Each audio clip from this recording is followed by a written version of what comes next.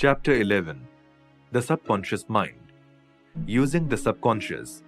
Subconscious mind या जिसे हम हमारा छोटा दिमाग कहते हैं, वो अपने आप में इंफॉर्मेशन एंड डिटेल्स को स्टोर करके बैठा होता है, जिसमें हमारी पांचों सेंसेस में से किसी भी सेंस से मिले हुए मैसेज या एक्सपीरियंस को संभाल के रखा जाता है और जरूरी टाइम आने पे उसमें से इंफॉर्मेशन निकाली जाती है।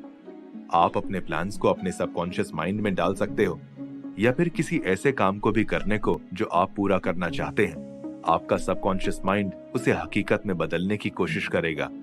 जिन प्लान्स में पैशन होता है और साथ में डेडिकेशन जुड़ी हो, उस पे सबकॉन्शियस माइंड सबसे पहले काम शुरू करता है। सबकॉन्शियस माइंड दिन रात काम करता है। आपका यह दिमाग जो भी इंफॉर्मेशन उसके पास अवेलेबल रहेगी, उसे यूज करके उसे हकीकत में बदलने की कोशिश करेगा। आप अपने सबकॉन्शियस माइंड को शायद कंट्रोल ना कर पाएं, पर आप अपने प्लान्स इसको जरूर दे सकते हैं, जिनको वो हकीकत में बदलने की कोशिश करेगा। बहुत से सबूत हैं जो ये साबित करते हैं कि सबकॉन्शियस माइंड इंसान के दिमाग और इन्फिनिट इंटेलिजेंस के बीच का कनेक्शन है। इसके पास क्रिएटिव एफर्ट की भी बहुत पावर है। Controlling the subconscious. इस बुक के 13 चैप्टर्स वो तरीका है जिससे आप अपने सबकॉन्शियस माइंड को कंट्रोल कर सकते हैं। आपका सबकॉन्शियस माइंड खुद से काम करता है। अगर आप उसे कुछ करने को कहें या नहीं कहें, वो अपना काम लगातार करता रहेगा। अगर आप अपने सबकॉन्शियस माइंड से आपकी मर्जी के काम नहीं करवाएंगे, तो वो अपनी मर्जी से काम करेगा और उससे उसका नेगेटिव चीजों पर काम करना बढ़ सकता है।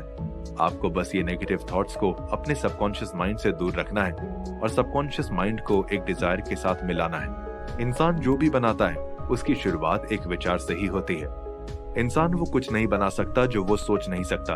सोचने से उसको इमेजिन करने का मौका मिलता है और जब कंट्रोल्ड इमेजिनेशन हो तो अच्छे प्लान्स बन सकते हैं। बहुत सी थियरीज से ये प्रूव होता है कि सबकॉन्शियस माइंड ऐसी चीजों को पहले एक्सेप्ट करता है जिसमें फीलिंग्स जुड़ी हों। अब फीलिंग्स अच्छी भी हो सकती हैं और बुरी भी। हमें ये जानना होगा कि हमारे थॉट्स के साथ क्या बुरी फीलिंग्स वहां जा रही हैं। अगर नेगेटिव फीलिंग्स जा रही हैं, तो उन फीलिंग्स को निकाल के अच्छी फीलिंग्स को हमें हमारे हिसाब से इंसर्ट करना है। हमारे थॉट्स ही अल्टीमेटली डिसाइड करते हैं कि हम किस तरह से अपना फ्यूचर डिजाइन कर पाएंगे, इसलिए उनको बहुत ध्यान से सिलेक्ट करना चाहिए। Types of feelings. Human beings में 7 पॉजिटिव फीलिंग्स और 7 नेगेटिव फीलिंग्स होती हैं। पॉजिटिव फीलिंग्स में desire, faith, love, sex, enthusiasm, romance, hope आती है। वैसे तो इंसानों में और भी पॉजिटिव इमोशंस होते हैं, पर पैसे कमाने के लिए यही इमोशंस सबसे जरूरी हैं।